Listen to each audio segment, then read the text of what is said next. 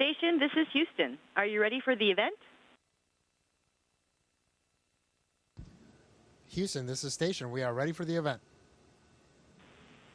Houston ACR, this is Mission Control Houston. Please call station for a voice check.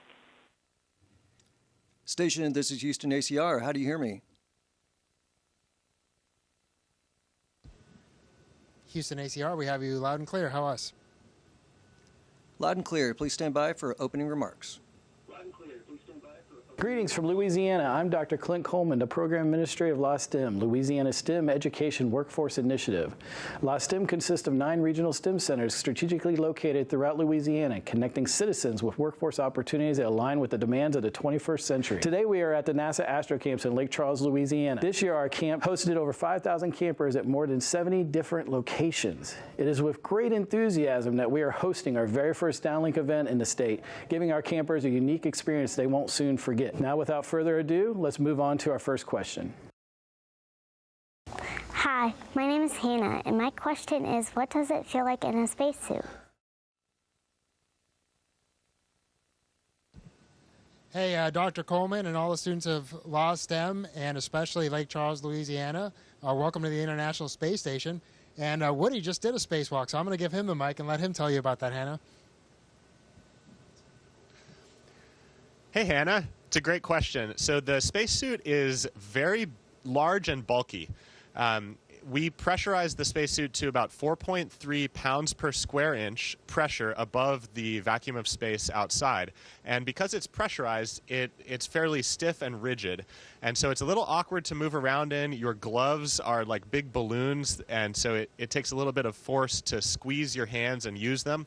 But one of the good things is we get to experience this in something called the Neutral Buoyancy Lab, through a lot of training. And so we're very used to these sensations, and it's actually, with all that training, it's a lot of fun.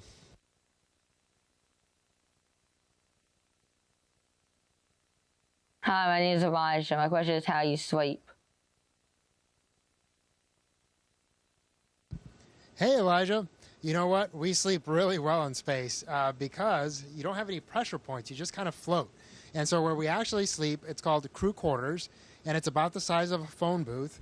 And in there, we have a sleeping bag, and it actually hangs on the wall because it doesn't really, we don't really sleep on the sleeping bag. We just sleep in the sleeping bag, and it keeps us in place.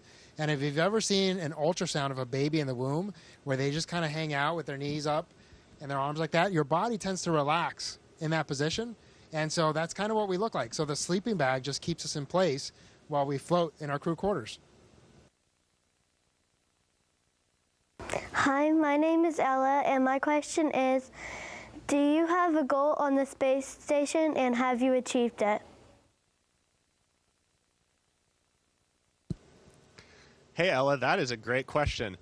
Let's see. I think back to mission control, where our flight controllers are operating the space station every day. And a lot of times they talk about their 3 biggest priorities, which are crew safety, vehicle safety, and mission success. And I kind of think of my goals in the same way. So making decisions that are going to keep us safe up here, taking care of the beautiful International Space Station, and then doing all the interesting science that's really our purpose up here.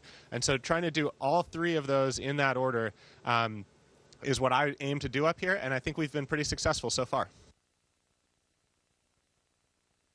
Hi, my name is Ella. My question is, how does it feel to walk in space? Hey, Ella. Well, you know, I'll tell you about kind of 2 ways that we walk in space. So when we're outside doing a spacewalk, we actually use our hands because you're using rails to translate or walk from one place to the other to do your work. And your feet just kind of dangle. All for about 7 or 8 hours that you're doing the spacewalk, they just kind of sit there. And unless you need to use what's called an APFR, and that's where you kind of lock your feet in to help you keep you in place.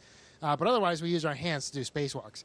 But in here, where we have our own little environment and we're kind of floating around without a spacesuit, we use both our hands and our feet. So we'll use our hands to get ourselves going, and then your feet you clip in by just kind of putting your toes underneath handrails. And we still call them handrails, even though for the most part they're foot rails. And you use your feet because that way it allows your hands to be free to do your work. Just like what he said, we have a lot of science to do up here, and so you need your hands to do all that work. And so we use our feet to keep us in place so that we don't float off all day. Hi, my name is James. My question is, what is your favorite thing to do in space?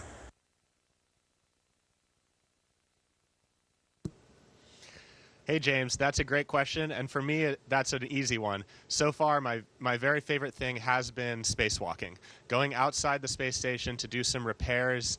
In my case, I got to do 2 spacewalks, installing some new solar arrays up here, and it was just a really, really satisfying, fulfilling experience. Hi, my name is Blake. My question is, how do you all replenish oxygen on a space station? Hey, Blake, that's a great question because unfortunately we don't have a lot of trees up here in the space station, and but it is crucial, of course, that we keep oxygen here so that we can live. And so we have really one primary way, and that's called electrolysis. So our life support system takes the carbon dioxide out of the air so that it keeps it clean, and then to generate new oxygen, we split water molecules, and we just use an electrical current, and that breaks up the water molecule, which, as you know, is H2O, and we get rid of the hydrogen, and we keep the oxygen, and that's how we breathe up here. Hi, my name is Kennedy, and my question is, what are the types of tasks that you must do on the space station daily?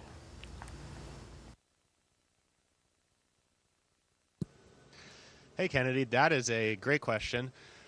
One of my favorite things up here is actually the variety, in the sense that every day is different. One day we might be spacewalking, another day we might be doing science, another day we might be doing maintenance. But there are a few things that we do almost every single day. We sleep, we eat, we got to go to the bathroom. We have a couple conferences every day with our control teams around the world. We have one called the Morning Daily Planning Conference and one called the Evening Daily Planning Conference, and that's just a chance to sync up with control teams. And then the final one that we spend a lot of time on is exercising. We need to stay strong for our return to Earth, and so we spend about 2.5 hours every day doing resistance exercise as well as cardiovascular exercise. Hi, I'm Jonathan, and my question is, what's the coolest thing or trick you can do in space that's not possible here on Earth?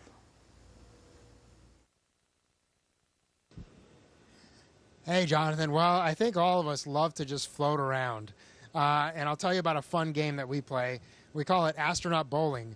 But instead of trying to hit stuff, you're actually trying really hard not to hit anything. And we start on one end of the space station, and we push ourselves off, and we see how far we can get before we bump into anything. And anything that you touch lightly, right, because we don't really want to be bumping into anything really hard because there's a lot of important electronics and life support items up here. So essentially, wherever you first touch something is where you're called out. And then whoever gets the furthest that day wins.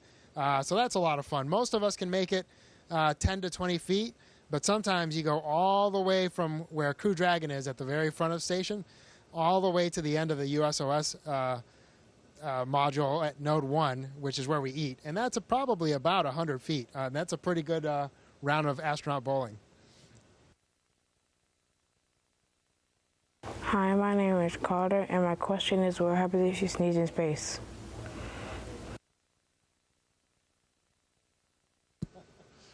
Hey, Carter. It turns out sneezing up here is actually really similar to on Earth. It feels just the same, and just like on Earth, you don't want to maybe sneeze in front of other people and have them risk getting hit with your sneeze. So we try to be polite about it. Maybe sneeze into a tissue or into your arm, and make sure that it doesn't go off flying around up here. Hi, my name is Julia, and my question is, how does the lack of gravity affect how you plan your day in space? Hey, Julia. That's a great question, and it kind of lets us talk about something as far as a slight misconception. So we actually do have gravity up here. What we don't have is called G-loading. And that's so we have about 90% of the Earth's gravity still present at this altitude, which is about 250 miles above the surface of the Earth. But the space station is going so fast that we're essentially matching the curvature of the Earth at this altitude. So at about 250 miles, going 17,000 miles per hour, even though we're constantly falling, we're falling at the same rate as the curvature of the Earth. So if you think about a ride, or when you go to an amusement park and you go up and over a hill, you feel that lack of G-loading. Or if you're lucky enough to be on a plane and you do a negative G maneuver, you'll feel the same effect, where you kind of feel your stomach come up. But here we don't have that sensation because we're in a steady state of falling, essentially. But yeah, so essentially we are just perpetually falling around the Earth. 15 times a day we go around the Earth because we're going so fast. And so all of that to say, we don't have a lack of gravity, but we do have a lack of that sensation of gravitational force, or what we call G-loading. And so because of that, like I said, we have to use our feet a lot to keep ourselves in place. We have to do things like using the restroom, right? Everyone wonders how we do that. And since you don't have gravity help you out, we essentially use airflow to create air movement in a vacuum to help things move in the right direction. So yeah, it just kind of helps you, or you have to use creative ways to make up for that lack of sensation of gravity. But we've been doing this for 23 years, and so we've got it pretty well down. And every time a new crew comes up, we just teach ourselves or each other those tips, and we keep on working. Hi, my name is Aurora, and my question is, what do liquids look like and how do you drink in outer space?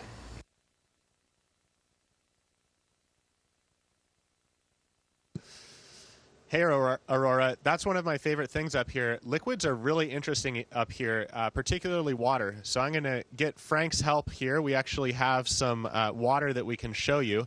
The interesting thing up here is on Earth, where you have where water and liquids have weight, they obviously conform to the shape of the container that they're in. They fall to the bottom. Up here, they're all weightless. And so, as Frank's showing you, we get these bubbles. The forces are dominated by surface tension, and you can even drink these before they get too far away.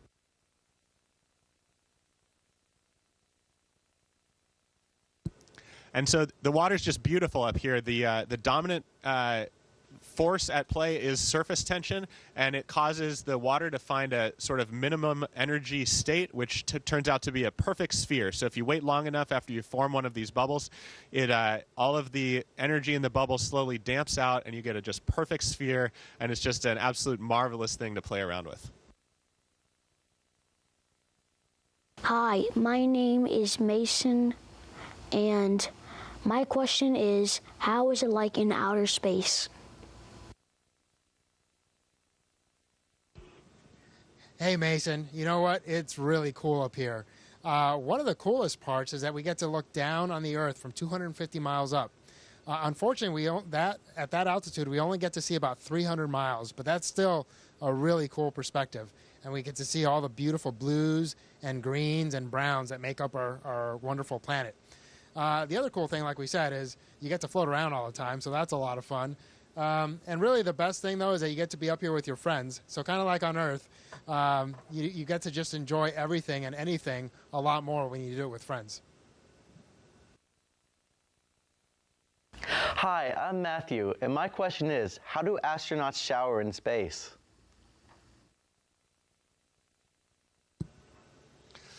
Hey, Matthew. That's a really important one. We exercise a lot every day. We're sweating, so it's really important to be able to do what we call hygiene, or really showering. So we have a few items for that. One is what Frank's showing here is a hygiene towel. This is a towel. It's got a little bit of soap pre-impregnated into it, and we actually stick it into our water dispenser, which injects hot water into this foil packet, and you get a nice hot towel ready to go. So that's one of the components we use. I typically also use the water dispenser to fill up a bag full of just warm water to use, and I'll usually start with that hygiene towel, and just towel myself off. And then, kind of like we were showing earlier, since the water just sticks to anything, it sticks to yourself. So you can put the water on yourself. It just sticks in place, and you can actually use soap and get a little bit of a lather going. And then I take a dry towel, I wipe all that soap off, and then I usually do another round of sticking the water to myself, kind of making sure that I've cleaned up all the soap, and then toweling that off. So it's not quite as satisfying as a shower on Earth, but it works pretty well, and we stay quite clean up here. Hi, my name is Naya, and my question is, how do you get rid of trash on a space station?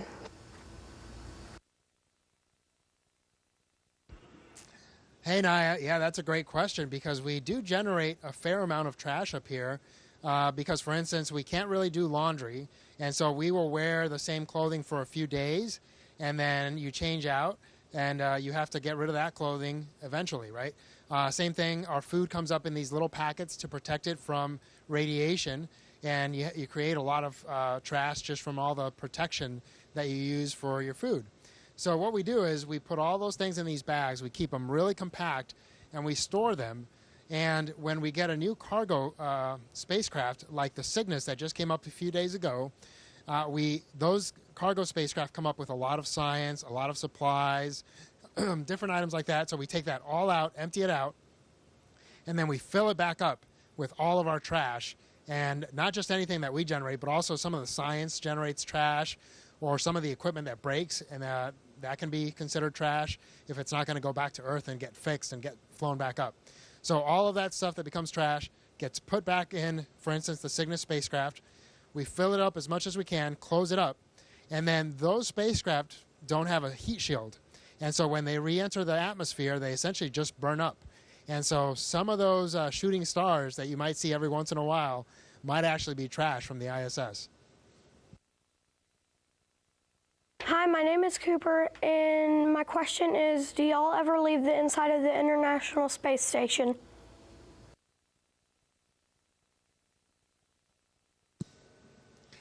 Hey, Cooper. We sure do. Let's see. There's really only two ways that we do that. Number one, obviously, when we come back home, when we go back to Earth, we get in our spacecraft. So in my case, that is a SpaceX Dragon capsule. Frank flew up actually on a Soyuz spacecraft. But in either case, we get into that spacecraft and we head home. The other time we leave the space station, the inside of the space station, is during spacewalks. And so in that case, in here, we have 1 atmosphere of pressure. We're here in just normal clothing, T-shirts. We can survive easily in here. But out in the vacuum of space, we would not be able to survive. So we actually take our own little spacecraft, which is our spacesuit. And it's a self-contained system that keeps us alive out in the vacuum of space. So to go outside and do that, we get in something called the airlock. Once we're inside the airlock, we close a hatch, and we lower the pressure inside all the way down to vacuum, just like the outside of the space station. And then we open another hatch that takes us outside, and we get to go outside and do our work on our spacewalk. Hi, my name is Leo, and my question is, when a rocket launches, does it break the sound barrier?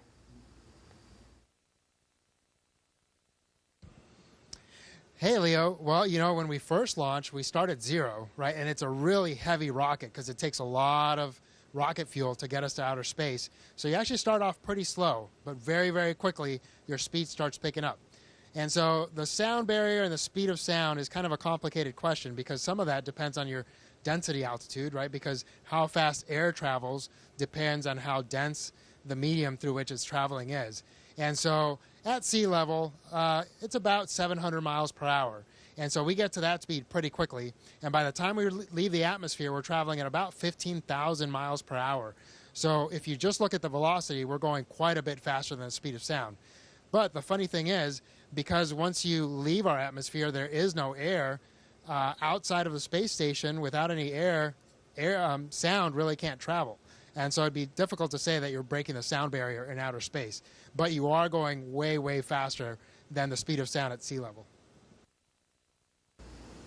Hi, I'm Shannon Lafargue, the proud superintendent of the Calcasieu Parish School System in Lake Charles, Louisiana. We are so excited that you took time out of your day to answer questions from our students here in our school system. In our school system, we preach creativity, innovation, and dreaming. Thank you for giving us the time. Thank you for giving us the possibility and the hope and the dream that our kids maybe one day can be in the International Space Station just like you. So Godspeed, safe travels, and again, Calc-Super School System, Louisiana. Hopefully one day we'll be able to talk to you guys in person. Thanks. Bye.